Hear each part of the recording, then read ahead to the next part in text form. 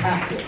Your first performer, she is one of our favorites here. She's making her Musikfest Café debut, but she is no stranger to the ArtsQuest Center Steele Stacks because she regularly directs her dating show, Swipe Right here.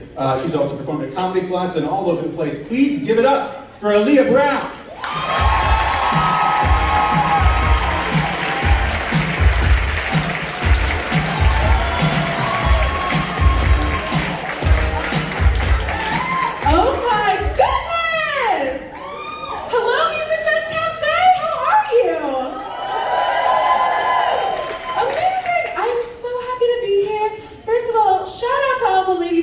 Crowns, give a big woo if you're wearing a crown tonight.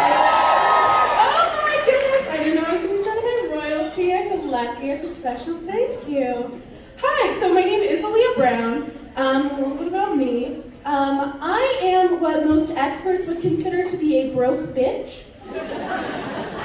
This is just like a scientific, peer-reviewed fact about myself. I've accepted it. I say peer-reviewed because all my friends hate me. I'm constantly Venmoing them back for my drinks. I'm a monster. A monster. It's to the point where like Venmo's the only app on my home screen, and all the other apps are banished until I can figure out financial stability. So, working on that. I recently started therapy. Yeah. Vicariously through my friends. I'm not paying for that shit. No. I do take, mental health very seriously though. So like if you are someone out there who, feeling really down about something, feel like you really need to call somebody, reach out, call your friend with a really good job. That's my advice. Because their company's insurance pays enough for like the both of you to get some advice. It'll figure itself out. You'll be able to have that phone call with your mom later. It'll be good. I don't mind getting my therapy thrifted, is what I'm saying. I don't come from a very wealthy family, not a wealthy family at all. You know how there's like old money and new money? We're no money. Sitting right there in the middle.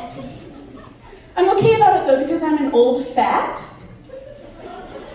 Yeah, like I'm fat like my father and his father before him. I got grandfathered into the thickness there. And I love it. I love being fat. I love saying the word fat. I'm a proud fat advocate. Thank you. Yeah. I love it. I love it. I don't really vibe when like people say, like, oh, I'm not fat. I'm like, I'm chubby, I'm fluffy, I'm husky. That's not me. Those are quitters' words. Those are quitters' words. You're weak. You won't survive the winter. I properly insulated. That's how you know someone's a new fat, when they're throwing out those words. Not me, I'm a vet. I do love being fat, but I got a few qualms. Apparently when your face is this round, people on the street think that they can just like come up to you and say whatever they want. It's a fun thing. A woman off the street offered me weight loss advice the other day, but she called it methamphetamine, so. Yeah, I don't know if I figured that one. A woman came up to the street and actually paid me a really nice compliment. She said she loved my dress, and I was like, oh, thank you, I love attention too. This is such a nice moment. And then she like doubled down on the compliment, and she was like, yeah, you look like you just got back from a Nickelback concert. Right? I dress pretty much like this all the time. Do I look like I just got back from a Nickelback concert? No, I look like I got back from Nickelback's funeral. I couldn't confidently tell you if any of them are even alive right now. I'm a baby, I don't know this. And I feel like she could tell on my face, like I was trying to figure out, like, is this a compliment? And so she wanted to make things super clear for me. She goes, oh, sorry, you're just pregnant. That's what it is. I know, right? Like, what does that lady think happens at Nickelback concerts? And I'm coming back pregnant. Especially this far along. Like, that costs more than a nickel. Oh my God. I got catcalled the other day on the street. And I've been catcalled before. I'll be catcalled again. It's the curse of being a woman. But the thing about like this this moment specifically, like I'll never be able to forget it. I'll never forget what this dude said to me. Well, first he whistled, right? And I looked, that's my battle, own that one. Own that one. They teach you like being a woman 101, when the men whistle, you don't look. But I looked. And when we made eye contact, he goes, damn, girl, you look like you could eat a lot of cornbread. What gave it away? I wasn't even wearing my I Heart Cornbread shirt that day. So it was crazy that he knew. I couldn't figure out, I'm pretty smart, but I couldn't figure out like why a grown human person would look at another grown human person and those words would come out of their mouth. Like I couldn't piece all that together. So of course I had to like tell my friends about it, tell rooms full of strangers about it. Like, can we come up with solutions? Like, why did this happen to me? And none of my friends knew, but they all made sure to reassure me that he meant it as a compliment. Yeah, not once did I take that as an insult. Are you kidding me? Are you kidding? He looked at everybody on the street that day, and I looked like I could eat the most cornbread? Oh my gosh, I want that like a badge of fucking honor, dude! That is not an insult, are you kidding me? Come on! Besides, we all gather around our televisions every 4th of July and we cheer on one Mr. Joey Chestnut while he eats 1,012,000 hot dogs, right? Right? Why are we not giving me the same energy in this hypothetical cornbread scenario, guys? I feel like you're bad friends. Venmo me back my money. Yeah, but in the moment, like, I didn't have, like, these fun things that I'm telling you now on stage. In the moment, I just, like, zoomed back down to the ground, maintained a 45-degree angle with it, and I yelled, I have a boyfriend! Which is a lie, but he didn't need to know that. You can lie to strangers. If you didn't know, it's fun. I've lied to you guys like 12 times, you still love me, right? It's true, I don't have a boyfriend. And, I was trying to get, a little introspective about it, trying to figure out why that was. I think I found it. It's a little embarrassing, right? So I'm being vulnerable with you, so I need your support here, all my new friends. I think I peaked in middle school. Anybody else want to admit to having peaked in middle school? We got one. Okay, that's enough for me. Did the rest of you peak in high school because you're better than us? Like what? What happened? No, I know that I peaked in middle school, guys, right? I know I did. Because in middle school, I had 2 boyfriends. Not at the same time. I know you're thinking that I'm classy. In middle school, I had 2 boyfriends. Not to brag or anything, but one of them is in jail now, so I have that going for me. I think my plan as of now is just like wait for him to get out on good behavior, or whatever they give for manslaughter nowadays. I don't keep up with that stuff, I'm too pretty. I feel like sometimes like maybe I don't even have to wait until he's out of jail, right? Like what if I just start seeing him now? Like I can't resist a man in uniform. Oh, and easily orange could be my new favorite color. Like, it's so bright, it's beautiful.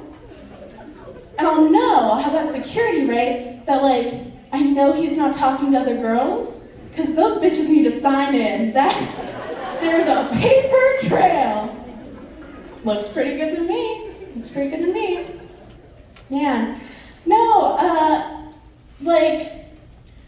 when I was looking through all my options, that seemed the most viable, because like, what else would I do? Like, respond to one of the sugar daddy bots in my DMs?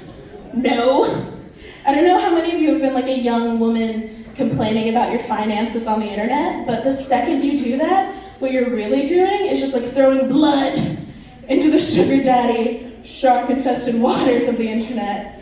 It's a massacre, guys. Like, as soon as you say like one little grievance about your student loans, you just get berated with like, hey baby. It's intense. And I'm like at the point with it, like, if I had $1 for every sugar daddy in my DMs, I'd have enough money to stop considering saying yes. And I know it's a scam, right? It's so tempting. And it's not like I'm actively like looking for a sugar daddy or anything, like unless anyone wants to negotiate after the show. But like, I do get annoyed when like an older man will hit on me without offering to compensate me for my time. It's just rude. Like, what happened to chivalry? Where's the etiquette here, mister? Like, if you're gonna offer to buy me a drink, you should also offer to pay my rent. You don't need to know I live in my parents' basement. Give me the $1,000. Like, that's how the exchange should go. That's how it should go. The other day I was at a bar waiting for my friends to buy my drinks, and an old man beat him to the punch. He came by, sat down next to me, put his hand on my shoulder. Coldest hand I've ever felt in my whole life. Like, gonna grab me to the grave.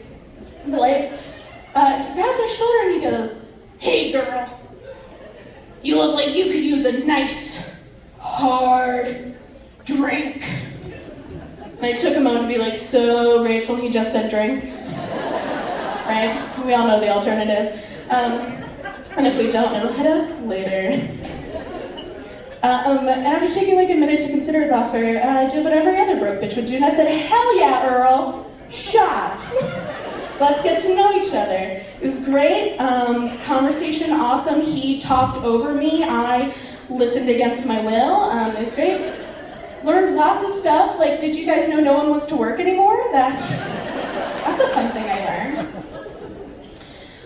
But you know, our time came, my friends came, and he left, and it got time for me to relay the story, right? And I was telling them all about, you know, the time I met Earl, and I couldn't find, like, a way to describe him besides using the word creepy, right? And although it's accurate, it didn't feel fair, right? Because, like, when older women participate in, like, that creepy, predatory behavior, right, do we call them creepy? No? What do we call them?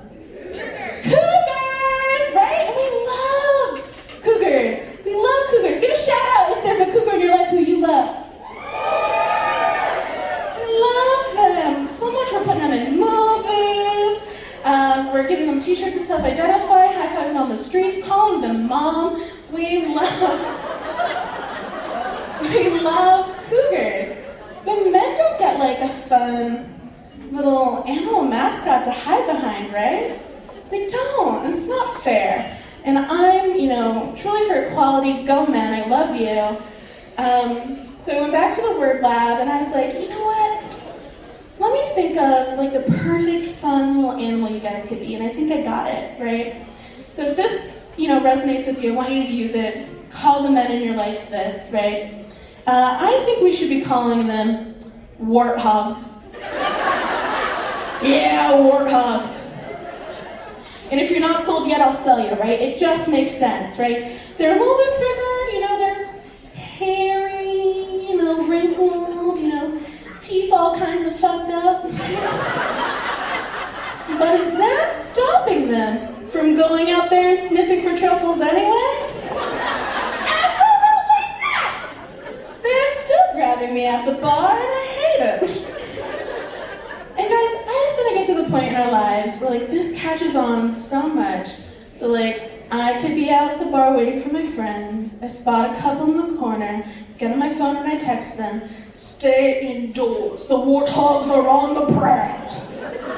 It's just where I want to get, guys. So please do me a favor, take that with you, use it all you want, and you know, remember me, because I love you and I love the time we spent together, and thank you so much for letting me tell jokes to you tonight.